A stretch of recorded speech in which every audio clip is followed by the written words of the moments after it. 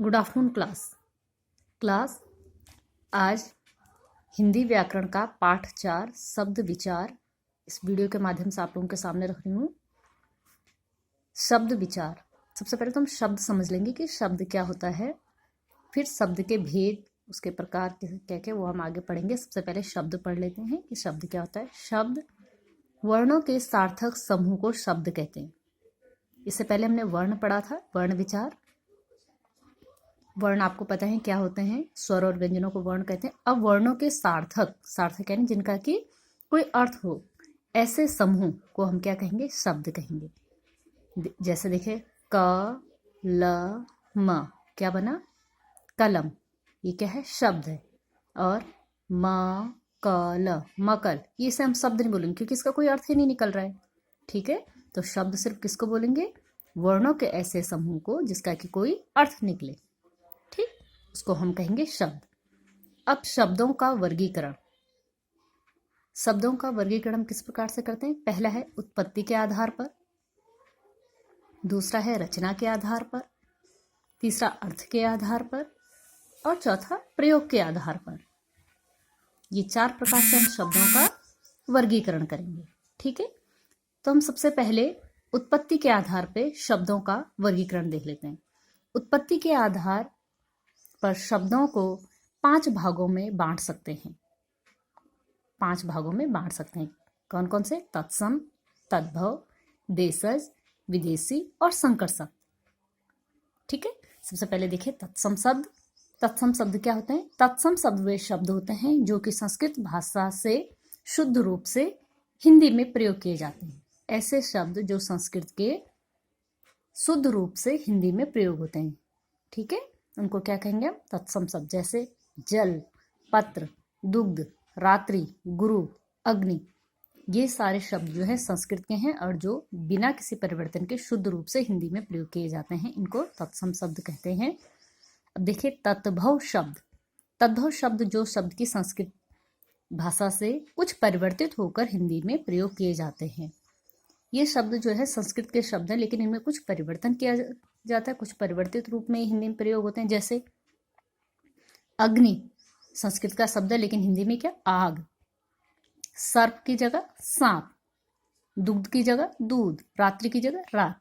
ठीक है, तो ये सारे शब्द सांप, रात, आग, दूध, ये क्या है, तत्भव शब्द, यानी कि इनमें क्या है, कुछ परिवर्तन हुआ है।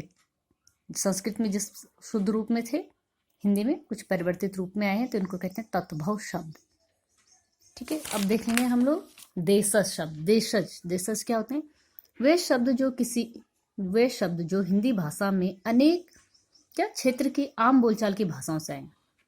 जो आम बोलचाल की भाषाएं होती हैं उससे कुछ शब्द हिंदी भाषा में आए हैं, उनको क्या बोलते हैं, देशज शब्द। देसी भाषाओं से लिए गए शब्द देशज शब्द। जैसे पगड़ी, थैला, डिबिया, ये क्या है, आम बोलचाल की भाषा से लिए गए शब्द हैं जो हिंदी में प्रयोग होते हैं और इनको कहते हैं देशज शब्द।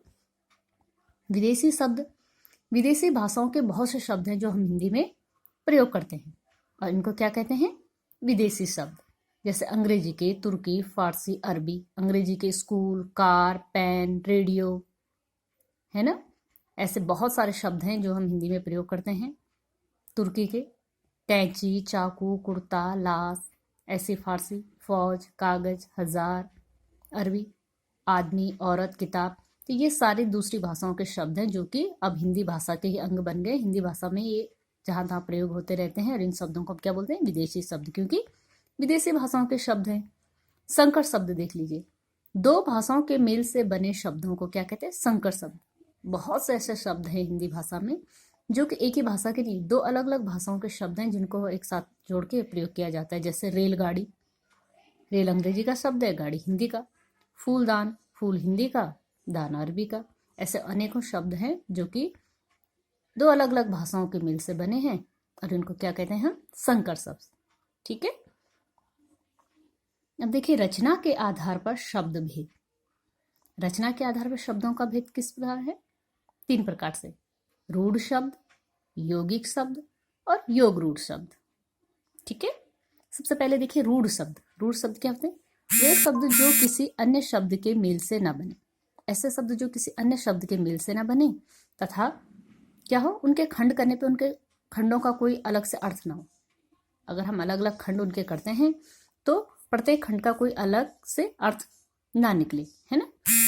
मतलब हर एक खंड का कोई अपना अलग अर्थ ना हो तो उसको हम क्या कहेंगे, रूढ़ शब्द। जैसे मेज, मेज अगर एक साथ हो तो मेज का मतलब है टेबल है, मेज का अर्थ। लेकिन मे और जौ का अलग अलग करें तो मे का अपना कोई स्वतंत्र अर्थ नहीं निकलेगा, जौ का नहीं निकलेगा, है ना। इसलिए ये रूढ़ शब्द। ऐसे घ और र, घ का कोई अपना स्वतंत्र अर्थ नहीं है, ना र का है, ठीक है। तो इसलिए इनको रूढ़ शब्द बोलेंगे।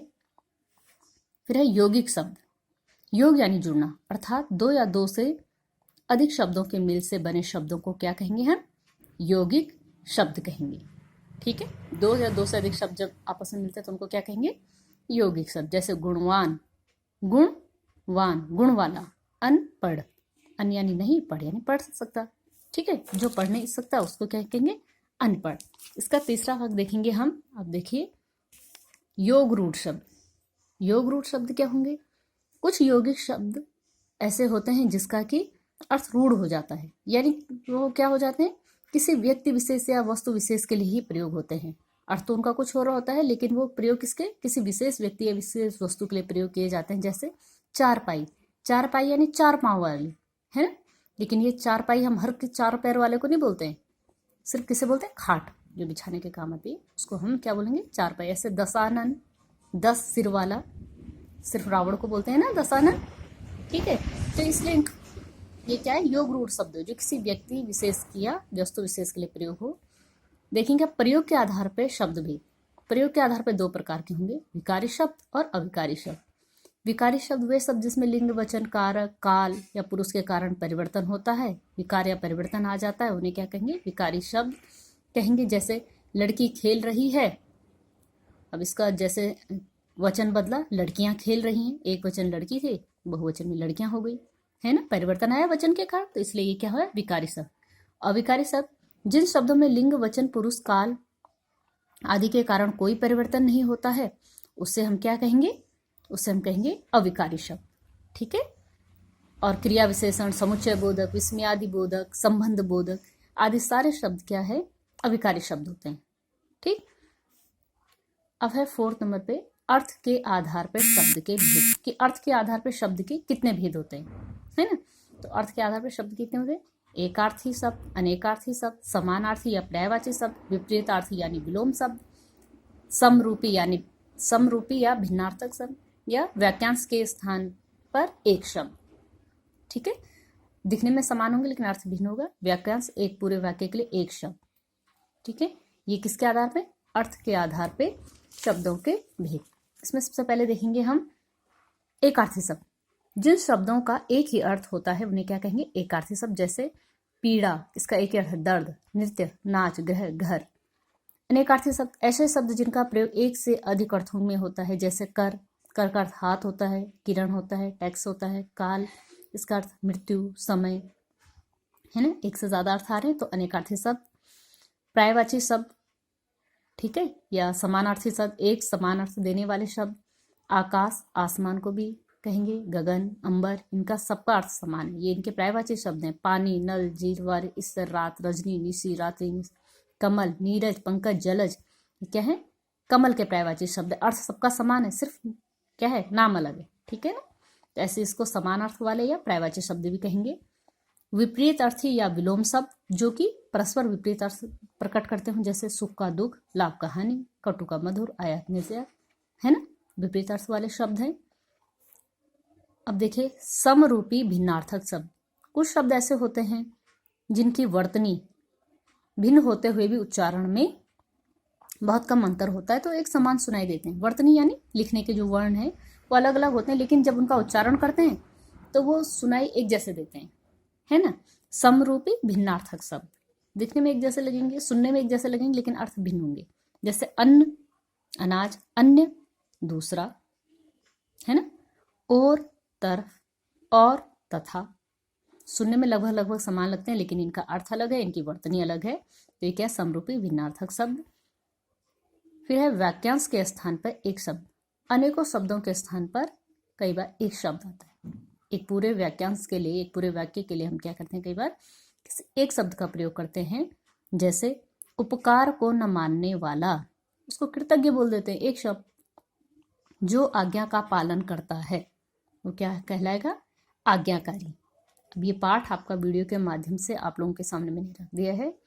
कुछ प्रश्न आपको मैं इसमें दे रही हूँ, जो प्रश्न आपको होमवर्क में अपलोड नहीं करने, असल में अपलोड नहीं करने हैं।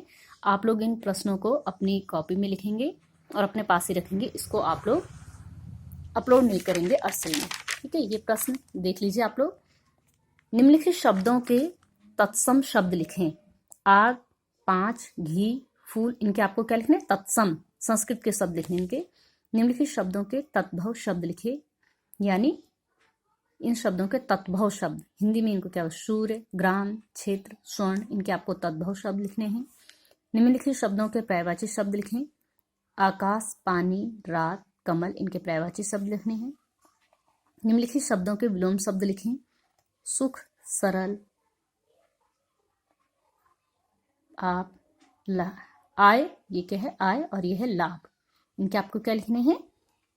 विलोम शब्द लिखने हैं, ठीक है।